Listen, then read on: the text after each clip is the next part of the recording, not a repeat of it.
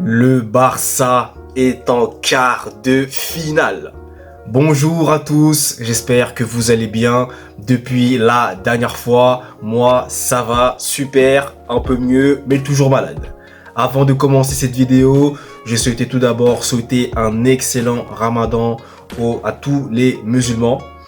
Et après avoir dit ça, n'hésitez pas dans un premier temps à liker la vidéo, à commenter et surtout le plus important, à vous abonner à ma chaîne YouTube pour ne manquer aucune notification. Merci à vous énormément du soutien que vous me procurez au quotidien. Ça me fait extrêmement du bien et plaisir.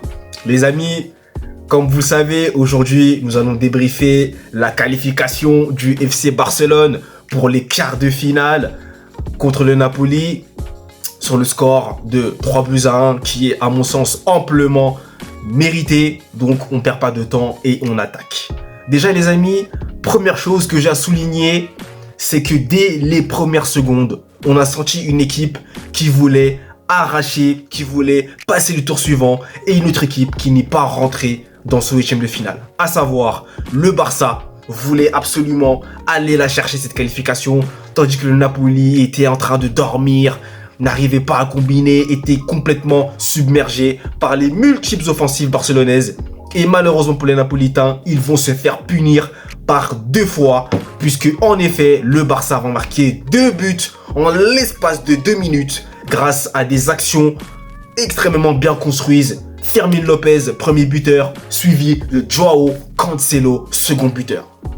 Les amis, pour vous dire même, une petite aparté, je n'avais même pas pu regarder les premières minutes que j'avais déjà vu lorsque j'ai pris en cours de route le match qui avait 2-0 pour le Barça. À ce moment-là, je me suis dit que c'était d'ores et déjà fini et que j'allais pouvoir aller dormir sur mes deux oreilles puisque le Barça était déjà qualifié. Sauf que les amis, à l'heure de jeu, juste avant la mi-temps, le Napoli va surprendre le Barça sur une belle action également construite. Et donc, les Napolitains vont revenir à 2-1. Là, les amis, ça peut être un point de bascule décisif à ce moment-là. Puisque tout peut se passer. Soit le Napoli égalise et il y a une prolongation, ou alors le Barça comment dirais-je, comme dirait Stan, se gère et parvient enfin à tuer le match, voire à surpasser ces problèmes mentaux qu'ils ont lorsque l'adversaire commence à revenir. Et là, les amis, fort heureusement, pour tous les supporters barcelonais, ils ont été rassurés. Puisque même si les Napolitains ont marqué ce but-là, le Barça, en seconde mi-temps, a continué à poursuivre son jeu comme en première mi-temps, en étant agressif, en combinant d'une très belle manière. Et ils ont eu, par conséquent, beaucoup d'opportunités ratées. Il y a même à un moment donné, Xavi est en train de péter un plomb littéralement. Ce que je peux comprendre, puisque le Barça a vraiment fait preuve d'irréalisme à un certain moment. Mais les amis, mot marquant, le Napoli a bien failli égaliser. Mais ça ne s'est pas produit. Et juste après, le Barça va enfin pouvoir respirer grâce à un but de l'inévitable Robert Lewandowski qui libère tout le stade, qui libère Xavi, qui libère tout le monde et qui permet surtout au Barça d'inscrire un troisième but synonyme de qualification pour les quarts de finale. Les amis, c'est un événement. Le Barça est en quart de finale sans Lionel Messi, il faut quand même le préciser. Et ça remonte à je ne sais pas combien de temps maintenant. Ça fait, j'ai envie de vous dire, quelque chose assez spécial puisque ça faisait vraiment un bon moment que j'avais pas vu le Barça enfin aller en quart de finale. Donc, mes félicitations au Barça pour cela. Les amis, Koubarsi, lui, c'est le futur. Lamine Yamal, Fermín López, cette jeunesse-là, attention les amis, attention. Parce que les performances qu'ils sont en train de délivrer dans un match de très haute intensité, de très haut niveau, un match à élimination directe, moi j'applaudis. Chapeau. Et surtout, je tiens à saluer le travail d'Araujo sur Victor Osimhen, qui a été monumental.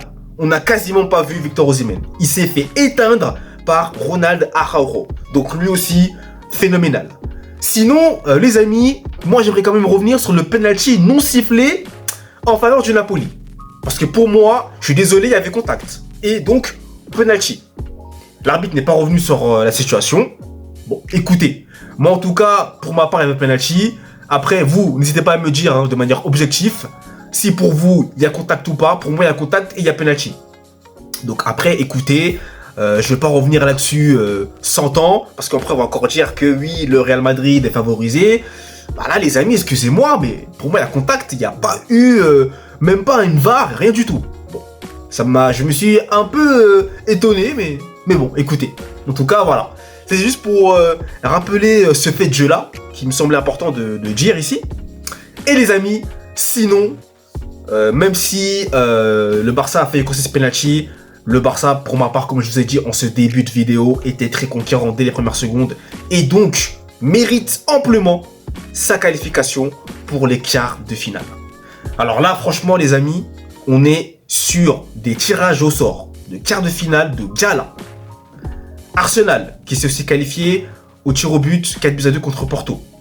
Barcelone, Real Madrid, City, Bayern, PSG. Il manquerait plus que l'Inter ou l'Atlético, Dortmund ou le PSV Eindhoven. Ça va être génial. Voilà les amis, c'est donc la fin de ce débrief. Merci à vous de l'avoir suivi en intégralité. Et nous, comme à mon habitude, on se retrouve très vite pour de nouvelles vidéos. Merci à vous et prenez soin de vous. Allez, peace!